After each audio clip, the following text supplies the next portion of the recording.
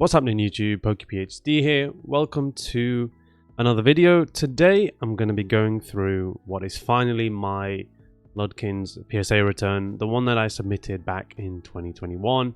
I've made a few videos about the situation in its entirety, about how Ludkins effectively went bankrupt and then they couldn't afford to pay PSA. Obviously they were messing around there, and then obviously my submission alongside thousands of others got caught up in that nonsense. And it's been a long 2 years since then, of course, and obviously what's been happening has been a lot of stuff in the background, some of the stuff I alluded to in my video. But effectively, I received a message a few days ago, so if you are still in a position similar to me, like, don't fret, things might still happen. So I received that email just to say that they'd moved on to my purchase, and all I needed to do was send across some identification. Not personal identification, but submission form, for example, just to show that those cards were in fact mine.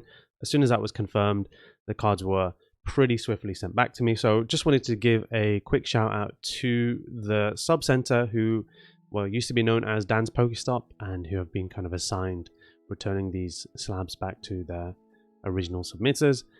So shout out to them, because they were very smooth to kind of work with to get my cards back. They shipped them back to me pretty quickly, and I received them the next day. So no faults from them at all. So I really appreciate what they did and their help they provided generally. Although again, doesn't speak to what Ludkins did and how they screwed over thousands and thousands of people, because they're just a bunch of greedy bastards. Anyway. Don't want to waste any more time on that. I'm going to get straight into the sub. Nothing particularly massive. It was literally just I'm just going to use kind of test out this middleman. Like, it kind of goes onto the kind of bigger story of going middleman versus submitting directly. And if you were to ask me still, like, regardless of what happened with this situation, I would still always recommend submitting directly anyway. So that's up to you, but potentially someone like the sub center, Dan's Pokestop, might be one worth checking out if you are not particularly comfortable with submitting direct to PSA. But just my thoughts and opinions on that. And again, the sub itself was a little bit random. There were a few different cards. As I said, it was a bit more of a tester at the time to see what Ludkins or to see where I'd go with the submission from them. But anyway, let's get started here. First card is this Elemental Hero Wild Wingman. So this is a super rare, so that's just like a regular holo for those who don't know Yu-Gi-Oh too well, or like a holographic face artwork.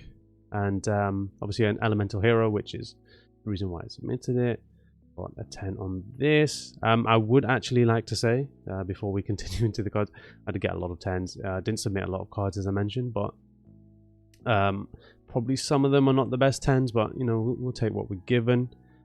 Here we've got a Neospatian Air Hummingbird, again another super rare, where you can see like the image, the picture here is actually holographic, and you can see as well certain numbers 673. So it was some time back, of course, and obviously like I said, glad to just finally get my cards back. These aren't the most interesting cards from the submission. As I said, I had a few decent condition Yu-Gi-Oh cards lying around as well, so I submitted those. The third and probably the most interesting being this Divine Dragon Knight Felgrand. So anyone who knows anything about Yu-Gi-Oh will know that this card was pretty awesome in its time back in 2013-14. So came from the Shadow Spectre set, and yeah, you can see this ultimate rare foiling where it's like there's a lot of, I guess, play on like the lighting, I guess, which makes, I mean, I'll be honest, it looks pretty sick.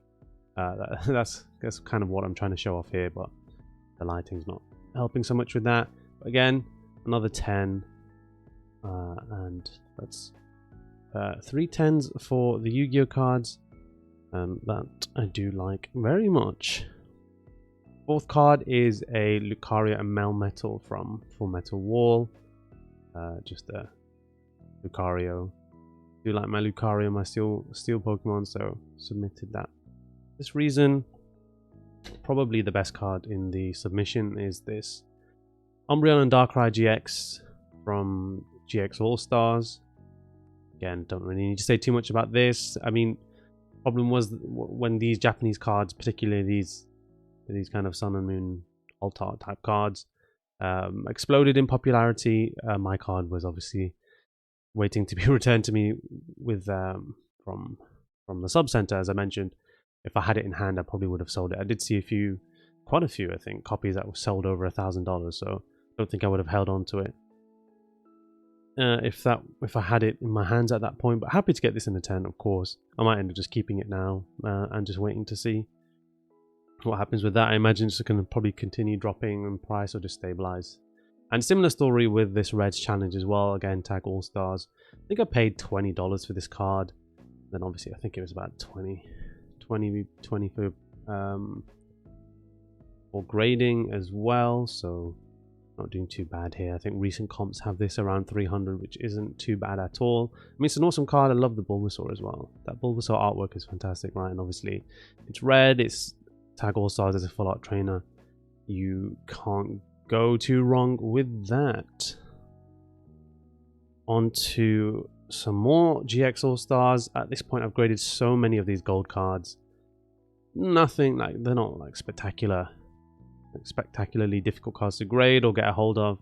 I just think they look really good. And I was shocked when we had all this craziness with Sun and Moon Japanese, or just Sun and Moon generally, that these gold cards didn't really do too much. I mean, maybe it's just kind of not that whole alt art thing, but come on, they do look fantastic. And I think this is like my 5th copy of this card in a 10. Similar story, of course, with this. I love the hollow on this. You can make it out. It's like, they're like nuts, right? It's like Melmetal's nuts. And they're well, yeah, they're not real nuts, of course. But yeah, they look pretty cool. And yeah, awesome card again. These gold cards. I've got probably 3 or 4 copies of this one as well. Thankfully, most I've graded myself. On to the first 9 of the submission is this Japanese Neo Kingdra Hollow. I actually bought these off someone on Reddit a while back. See how crusty my thumbs and my fingers are. Yeah, I bought these off someone on Reddit. They looks pretty good, so I'm not sure why it's a 9. Maybe the centering, if anything. It's usually the centering with these Japanese. You know, it's a bit thicker on the bottom, right? With these Japanese hollows. Yeah, I bought a bunch of them for like $8 to $10 a piece a couple of years back from someone on Reddit. It was like it was like one random transaction. Like, you can see centering's a bit better on here. That's probably why I got the 10. One random transaction I did on Reddit. I can't remember what the page is called. It's like Pokemon trading card game trades or something like that. It seemed pretty good community at the time. Probably worth, if you are someone who's interested in maybe finding another source of place. They were more focused on trades, of course, but obviously a lot of selling too. Yeah, I bought them off someone there and then had them lying around for the submission at that time. Unfortunately, this one got an 8. Would have been nice to do like Houndoom. But let's see why. It's definitely thicker on, way thicker on the bottom. Way thicker. I mean, it's pretty, like, no real whitening on the back. It's basically just, this is like Nicki Minaj on the bottom and Taylor Swift on the top. Like, thick and not. So yeah, 8 for this one. Here is it's called the Card Friendly Shop. So this is 200 promo. I'll be honest with you, I don't know why I have this card. It looks cool though. Got the Cubone, you've got the Hooper in the back too.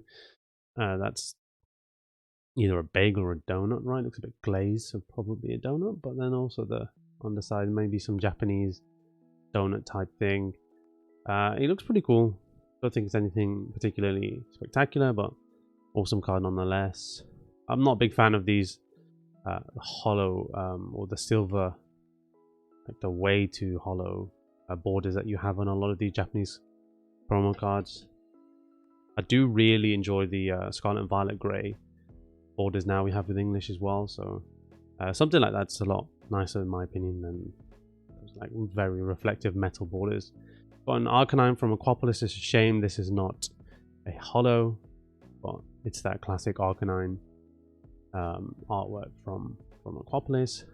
As I said, holo would have been amazing, but yeah, still a decent card nonetheless. We'll realistically just be selling that. Same with this Skyridge Needle Queen again, another non-holo. Usually, you know, you don't have to worry about things like holo scratching and any kind of marks on holographic cards with non-holo, so can make them sometimes a little easier to grade, even if there's a little bit of whitening on the back. Although this card looks pretty clean, so slight little bit there, but I don't even think that's whitening. I think that's just like the angle of the card being cut. Now onto a Slowking from Aquapolis. I really like this artwork. I think this art was fantastic. Who's this? That is Kusube. Yeah, looks like a Kusube, right? Alright guys. But yeah, this is another PSA 10. I think maybe a little bit of whitening, but not really. A little bit in this corner here. A little dot there, but otherwise centering everything else. Looks pretty good.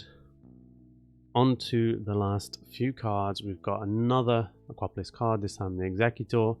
Not as nice as that Slowking, but it really reminds me of the is the alt art Slowking supposed to be some kind of reimagination of this? Because I wouldn't be surprised, they do look very similar.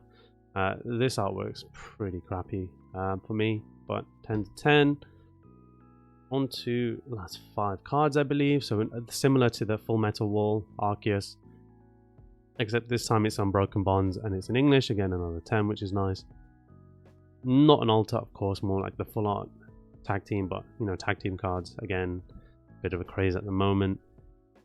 Well, I know why I sent this. I sent this because I really like Shiny Electrode, so that's why I still think it's a cool-looking Pokemon, cool-looking card. I've actually submitted probably 4 of these at this point, and this is actually the first 10 I've gotten. I don't know what I've been doing with this.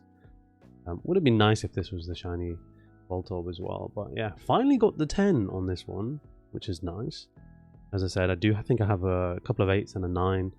I don't know what I'm doing. I'm not getting 10s on those. Similar to this, 9 on the Galarian Zapdos V, the Orange Chicken. Awesome Pokemon card, not so much. Raid also not great. A Charizard EX from Evolutions. So given that this is just a Charizard from Evolutions, it's going to be stupidly overpriced for what it is. We'll probably get about $80 to $90 for this, maybe. I'm not too sure exactly. Not bad at all for like, probably would have paid less, $10 for the card, if not less, and then obviously just the whatever for grading. And last but certainly not least is this holo from Team Magma versus Aqua Japanese. You can see again, like first edition Japanese. Usually the case with these cards, they do usually have lower unlimited printings, but yeah, again, Japanese holo 2003. It's pretty nice. I do like the artwork. Again, reminds me of like a kind of sandstorm. Who's the... cannot see. Oh, it's here, isn't it? Usually Nishida. Yeah, it reminds me a bit more of like E-series, like a sandstorm, and I'm not just saying that because of the background, but I definitely am saying that because of the background. Kind of sandstorm or kind of Aquapolis type of art there, but obviously it's from Team Magma versus Team Aqua. So that's the last card from that submission. As I said, waiting 2 years to get that submission back was not the most fun, but you know, happy to get it back nonetheless. Happy with the grades more than anything, of course. It's you know, imagine waiting that long and then getting back a bunch of 8s and 9s. I think I'd be a lot more furious with that. Otherwise, the kind of story issue debacle, whatever it is basically over. Obviously I had, it's not a crazy amount of money, but I had some money tied up in that, even if it was just the grading fees, but then also the cost of the cards themselves. Funny thing is, some of the cards I bought, for example, the Umbreon and Darkrai in the Reds Challenge, I bought for significantly cheaper than what they go for now, and I imagine if I received them a year and a half ago, which was kind of a realistic time to receive them, I probably would have ended up flipping them. So, you know, Diamond Hands, the way to go. I'm really getting Diamond Hand pilled every day, it seems like, at the moment. So, yeah, no, interesting. And otherwise, thank you for checking out the video, and hopefully I'll see you on the next one.